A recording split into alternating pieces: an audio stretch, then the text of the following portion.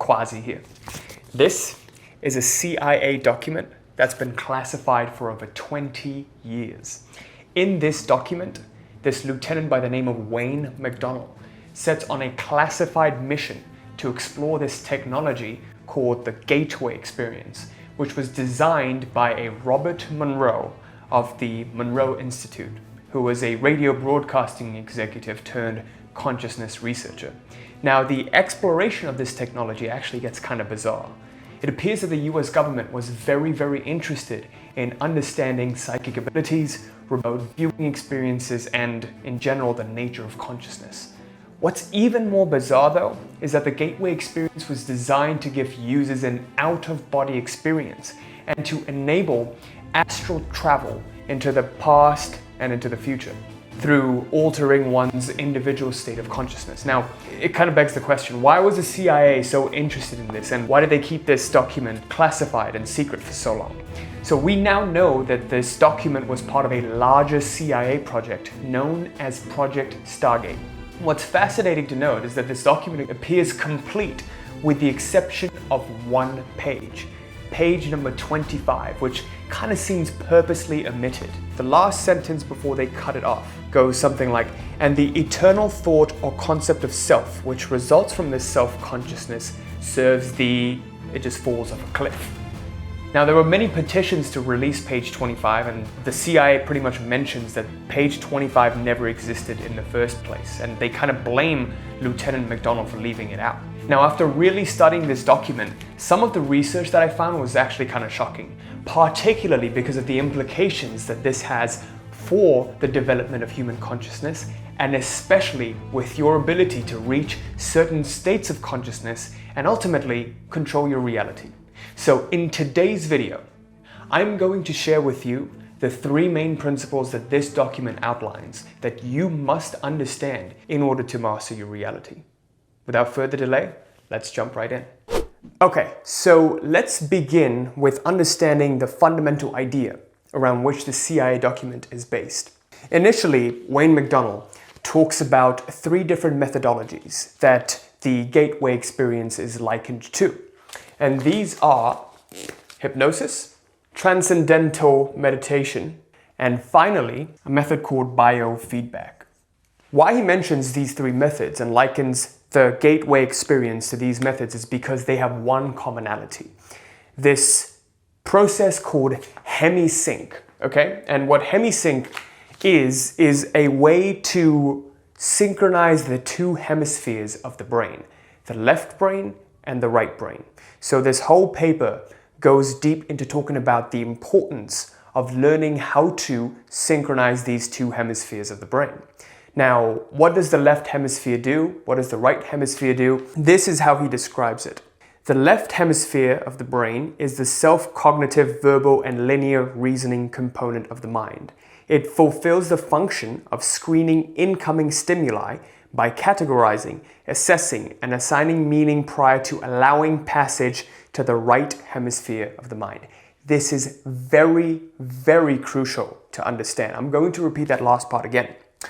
It fulfills the function of screening incoming stimuli by categorizing, assessing, and assigning meaning prior to allowing passage to the right hemisphere of the mind. He's basically saying that before information can be let in or accepted by the right hemisphere of the mind, it has to pass through the gatekeeper, okay? So throughout time, lots of different ideas, lots of different philosophies, lots of different teachings have talked about this. They've talked about the difference between heart and mind. And throughout my research for the past 7 years, every single place I looked at, there's always been this yin and yang, this mind and heart, this duality, this understanding of balancing duality and learning how to use both the heart and the mind. And it becomes very important to do.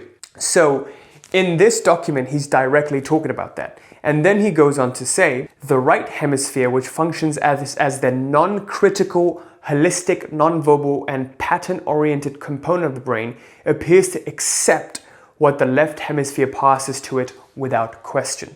Okay? So the left hemisphere is like the gatekeeper, but the right hemisphere is more of the creative, innocent, childlike side that possesses all the power. So the way I like to think about it is the left hemisphere is mind, the right hemisphere is heart. The left hemisphere is logical, the right hemisphere is more creative. The power is possessed in the right hemisphere, but the left hemisphere is just a channel to focus that power. So if you can imagine a river, the substance of the river is the heart, okay? But the channels which guide the river or the tributaries to a particular location, that channel itself is the mind. Do you understand what I'm saying? This is very, very crucial, because when you can learn to cohere the heart and mind together, you can achieve very, very powerful things. This is the fundamental basis of outer intention, the power that was supposedly possessed by ancient civilization. They could do things with it because their hearts and minds were in coherence. So throughout this document, he places immense importance on learning how to achieve this hemisync and how to get your heart and mind together. So I would urge you to read this document for yourself. But let's understand easier ways in which we can achieve this coherence of heart and mind. What the key is in every single day, every single decision that we make for our lives, you want to make sure that not only do you have intellectual clarity, you also have emotional clarity, okay? So you want to gain intellectual and emotional clarity. So most people are very good at this. They're very good at gaining intellectual clarity. You say, logically, I want to make money, therefore to make money, I must do X, Y, and Z. I've seen my friends do real estate. Real estate makes a lot of sense. I've seen my friends trade stocks. Stocks make a lot of sense. So I'm going to get into that and make some extra money on the side. Logically, that makes a lot of sense. But emotionally, you're not quite there yet. People are very, very bad at doing this because we've been taught by society that it doesn't matter what feelings you have. It doesn't matter what you're passionate about. So we're quick to ignore it, right?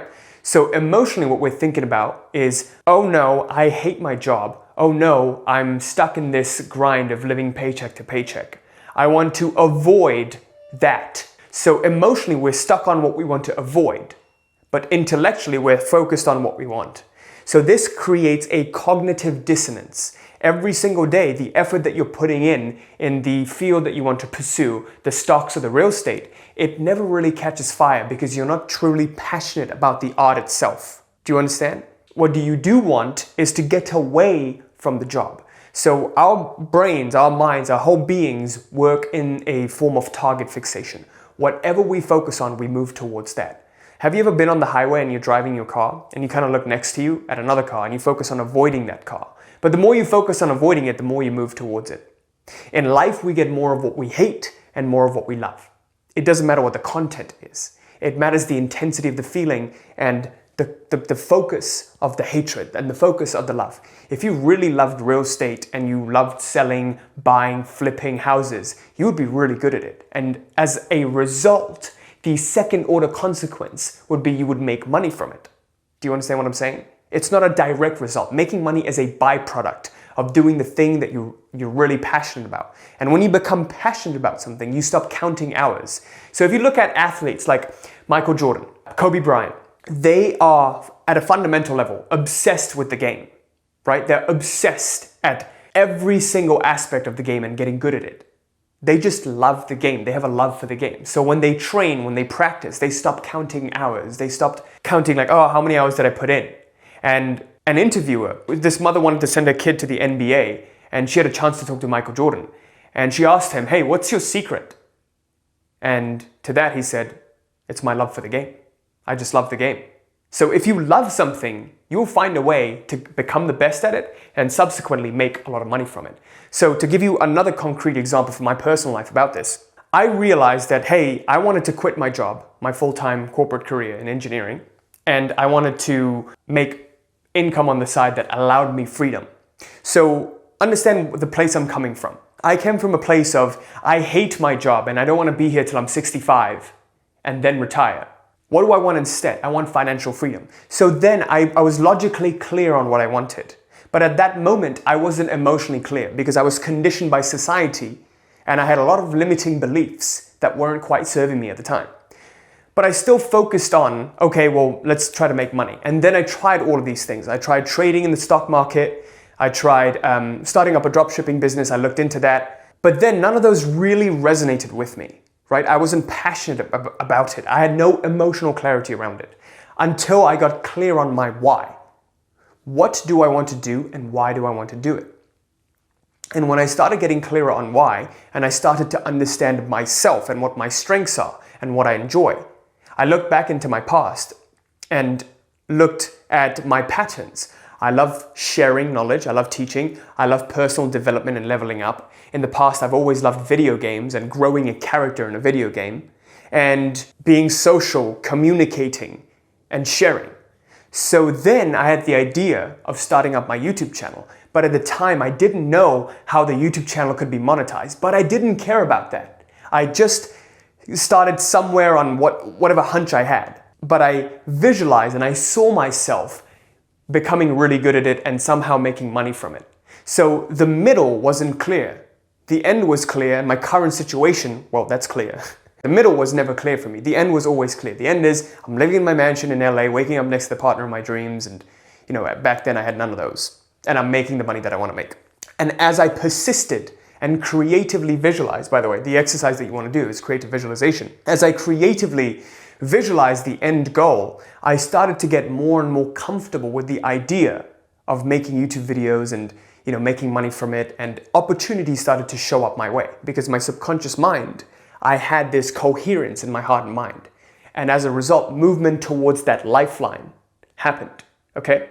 So in order for you to achieve this coherence, you need to get clear on what you want intellectually, which I'm sure you're very good at, and understand why you want it and who you are currently, like what strengths and weaknesses you possess, what you're really good at, what you really enjoy doing. Self-awareness here is absolutely crucial. And an exercise that allows you to do this is creative visualization, okay? Understanding and looking at what you really want, what would make your life a continual vacation. So in this next point, the second principle, we're going to talk about how you can use creative visualization right now. So let's get right to that. So now we're really going to talk about some cool shit. And this is biofeedback or creative visualization, whatever you want to call it. Now, according to Wayne McDonald, this is the most powerful method out of all of them. And here's why.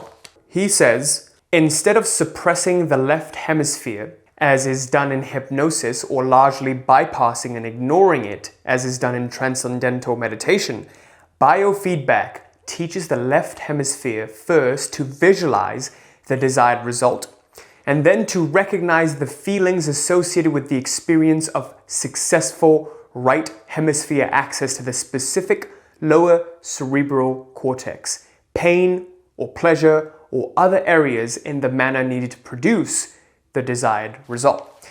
In this, he's directly saying biofeedback is better than the other two methods. Now, what this method does when we are visualizing our end desired result and we allow ourselves to feel the associated feelings of what it would be like to live in that without any judgment of whether or not this is possible. Kind of like you have all the money in the world and you could buy anything that you wanted. Doing thought experiments like that, which, by the way, Albert Einstein did a lot of.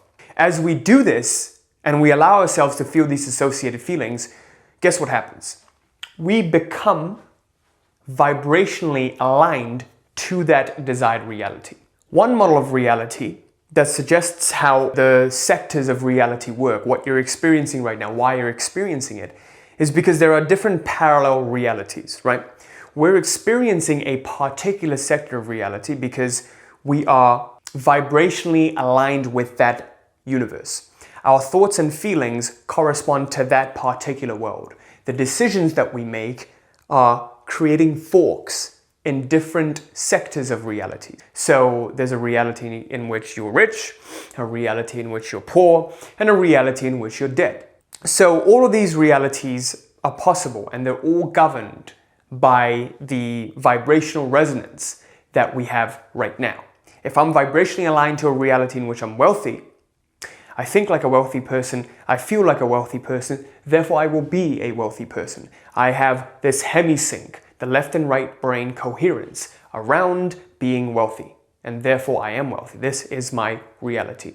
And that's pretty much how it works. What you're experiencing right now is a direct reflection of the thoughts and feelings that you hold to be true. Now, to go a little bit deeper into this, he says something interesting when he talks about this method called patterning. On page 20, if you go under patterning, he talks about this particular methodology is based on the belief that the thought patterns generated by our consciousness in a state of expanded awareness create holograms, which represent the situation we desire to bring about, and in doing so, establish the basis for actual realization of that goal. So, a couple of things here. He talks about a hologram. A hologram is again generated by the thought and feeling that we have. It's again this vibrational frequency that we emit based on the level, the thoughts and feelings we hold to be true. And when we put out this hologram, we start to attract situations into our lives that make this hologram into a manifested physical reality. So think about it this way. At first you have a literal hologram that's very easy to craft in your mind's eye through a visual. And as you keep visualizing it enough, that starts to take on weight and manifest into physical reality. This is why we get what we love and we get what we hate. We get more of what we love and more of what we hate. Whatever you're fearful of, more of it is going to manifest, because our hearts and minds become really united in fear, in hate, in anything that's strong, right? The intensity of the feeling is very strong. Whereas it's very difficult to do this in love, because we haven't trained ourselves to feel strong feelings of gratitude, strong feelings of love. So if you can learn to do this with love and gratitude and focus in the direction of what you want, again, creatively visualizing the end goal and feeling the feelings you would feel, the pleasure that you would feel once it has already manifested, then that has a higher likelihood of coming into existence. We are playing with a probability space, and we keep playing with it enough, we start to bend it in accordance with our will. Okay? To give you another example of this that I found super interesting, there was an experiment conducted with 3 basketball player groups regarding free throws. Group A were told to practice physically for 2 weeks, and they were practicing their free throws. Group B didn't practice at all and did nothing. Group C were told to sit on the couch and just visualize practicing free throws for the same period of time. Group A, over the period of 2 weeks, showed an improvement of 25% in their free throw abilities. Group B showed 0 improvement. Group C showed a 24% improvement just by sitting on the couch and visualizing, successfully throwing the free throws and actually having the feeling of sinking them. Isn't that crazy? That's insane. So that goes to show that even though we're not physically practicing something, when we mentally practice it, our nervous systems can't tell the difference between what's visualized and what's real. This is a very important point. So when you learn how to visualize properly, you creatively visualize. Again, the key word is creatively, because when we're creative about something, it's not robotic. We're fully involving our feelings and feeling every single aspect of what it's like to immerse ourselves in our ideal realities. So now, let's talk about this exercise of creative visualization, how to properly do it. The one condition that you must have is whatever you visualize, create a complete picture of it. Think about all different things and become very creative about it. Who are you surrounding yourself with? What are you doing? Who are you being? Who's around you? What time of day it is? As detailed as you can make that picture. And you can create multiple pictures that correspond to that final life you would like to live. And the one condition that has to be met is looking at it very far into the future. I'm talking 5-10 years. And it doesn't have to be a stipulated time. You just have to know in your mind's eye that this is somewhat far in the future, because in the near future, it'll be difficult to believe that you can achieve all of that. So a couple of conditions have to be met, which is number one, looking at it far into the future so that it's somewhat believable. Number two, do not judge. Do not judge what you're visualizing. Okay? Don't judge whether or not it's possible, because that's not up to you, that's up to God. So your job is to simply choose and place the order. Okay? Visualize what is wanted without any judgment. And number three, visualize something that would make your life a continual vacation. So stop placing so many conditions on what you visualize. Oh, it has to be this way or it has to be that way. I need to have this and I need to have that. As long as there's no cognitive dissonance, like if you have 2 kids, you can't just be like, oh, I have no kids in my visuals, or else there'll be cognitive dissonance. So there has to be some sort of cognitive assonance or cognitive alignment between what you have currently and what you really want. And if there are problems right now, maybe you're with a tricky partner that you don't want to be with, then of course you can visualize being with a new partner, right? All of those are valid. So these 3 conditions need to be met. And now, when you create this end picture, I want you to visualize it before bed every single day. Before bed, and if you'd like, first thing in the morning. But I find it most effective when I visualize it as I'm falling asleep. The more you do it, the more it starts to become believable. The more it actually starts to you become one with it. Because at first it's going to feel completely out of your comfort zone. But then over time you become accustomed to it. And that's what I did for over 3 years until I came here to this point. I was able to quit my job, start up my own business and grow it to 7 figures and have freedom from a corporate 9 to 5 and do the thing that I love to do every single day, right? So it'll take some time, but you need to be patient and you need to work with it. The next key point that I really want to emphasize is before we do this, we need to learn how to detach from our current realities. If you want to create an ideal reality, you need to learn how to detach from this current reality. Otherwise, it'll always haunt you and you'll always be held back by it. And this is actually something Wayne McDonald talks about in this CIA document. And he talks about it in terms of learning how to achieve a one-pointed state of mind, which is exactly what we're going to talk about right next. Okay, so this is where it gets kind of crazy. Because in part 3, we're talking about one-pointedness. Previously, this was a topic only talked about by ancient yogis, gurus, and avatars. But in this instance, Wayne McDonald actually references all of these ancient yogis and mystics, right? One of the quotes that this document kind of begins with is, "This theory suddenly makes sense of paradoxical sayings of mystics throughout the ages," which is very, very fascinating to see. Now, to begin with, he talks about this concept of self-cognition and how it differentiates us from plants and animal and lower intelligence life. He says, "To complete our outline of the process by which the mind achieves and exercises consciousness, we must also describe the mechanism which accounts for the aspect of human thought that differentiates it from the consciousness of plants or animals, i.e. self-cognition. Humans not only know, but they know that they know." They're able to monitor the process of their own thinking and maintain an awareness of it. Next, on page 18 of this document, in section 26, under quality of consciousness, when consciousness reaches a state of sophistication in which it can perceive itself, its own hologram, it reaches the point of self-cognition. Okay? So I believe this is this state of expanded awareness that he talks about. What's interesting is the parallels that this has with ancient yoga.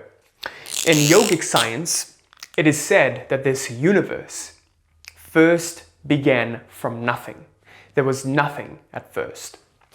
And I believe many ancient texts, many religious texts also say this.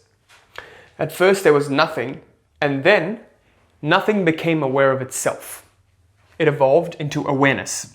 And then awareness started to become consciousness. It started to become conscious of existence.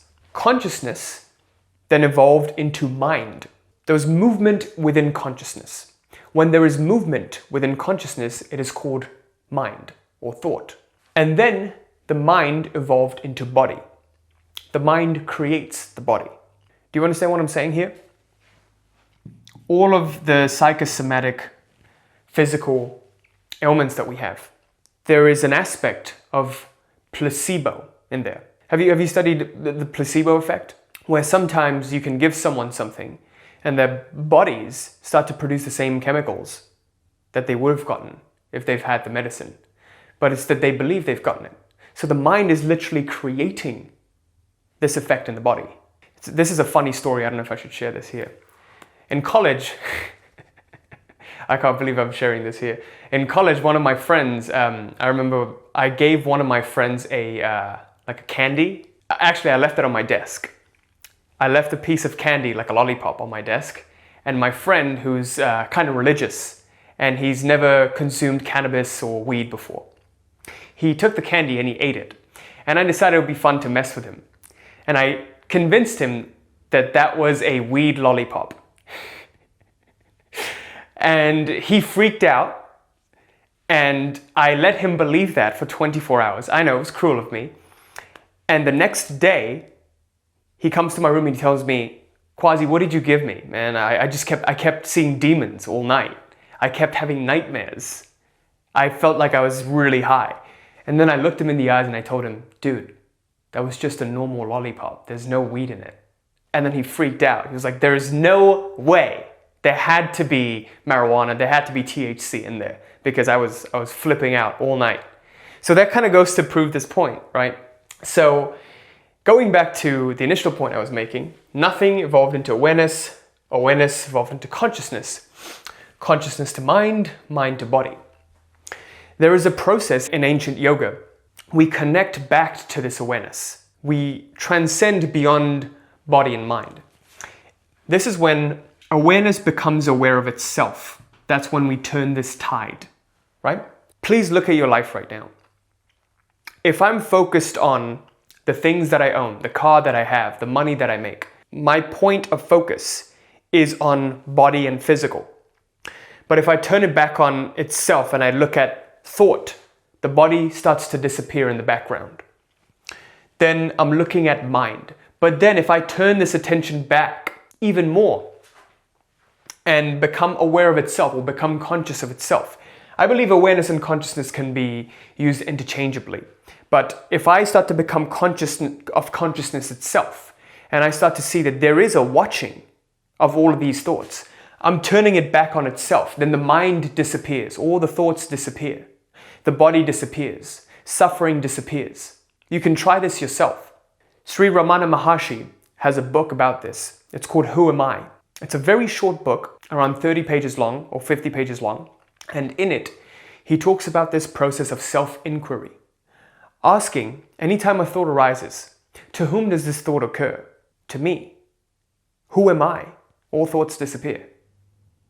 This is what I believe Wayne McDonald was getting to. This state of awareness, becoming aware of itself. And when you do that, you actually stop identifying with all of the masks that we put on. Please think about it this way. If I am to make a change in my life, I cannot do it from this current state of consciousness. If I am to solve a problem, I cannot solve it from the same state of consciousness from which the problem was created, right? I must evolve. I must go to a different state of consciousness. In order to create something, we must step away from the current creations that are. Or else, we will always bias it, we will always taint it with the current state of consciousness. It will never last, it will crumble. So when we work with our clients inside our reality mastery program, the very first thing we do is have them gain awareness of themselves, who they are beyond all of these identities that were crafted. When you can take a step back and look at the mask you're wearing instead of operating from the mask that you're wearing, then you can choose who you become in the next moment. It becomes a choice. It is no longer an unconscious decision that you've made. Oh, society's told me that I am a, brown Muslim male that's born in Bangladesh and this is who I'll be, and, brown men don't get this and they get that. I can be more than just this Muslim brown man from Bangladesh, right? I can be different. I can choose who I craft myself as. Physically, my characteristics may not change, but the way I perceive myself changes when I can take a step back from these ideals that I created. So in order for the process of creation, for it to be effective, you have to first get into the state of emptiness, of void. And in order to do that, you need to step back and become aware of yourself, aware of awareness. The way to do this is via the process of self-inquiry. So if every single day you can set out 10 to 15 minutes, I like to do this every morning, and you simply sit down quietly and you observe your thoughts and you ask, to whom does this thought occur? And then watch that. Who am I? Watch that. Become aware of the awareness that is there. Every time a thought arises, there is watching of this. Realize that, okay? The other word for enlightenment is realization. It is said that you have realized. Why? Because you're no longer thinking from mind. There is an experiential realization. This has become a living reality for you. So in every single spiritual practice that you do, instead of blindly following dogma, blindly listening to someone and saying, oh, it's true because they said this, realize this for yourself. Rederive mathematical formulas for yourself. Really think and feel into all of these for yourself. When you visualize your ideal scene, realize it for yourself. Realization is the key word here, okay? What I want you to do right now is watch this video right here to get deeper into understanding the subconscious mind and how to reach an expanded state of awareness called the alpha state of mind. It's 50 minutes long, and this is one of the most comprehensive videos I've made on YouTube. You can click right here to access it right now. This will really consolidate everything that I've talked about in this video. I'm looking forward to seeing you in this next video right now. Thanks.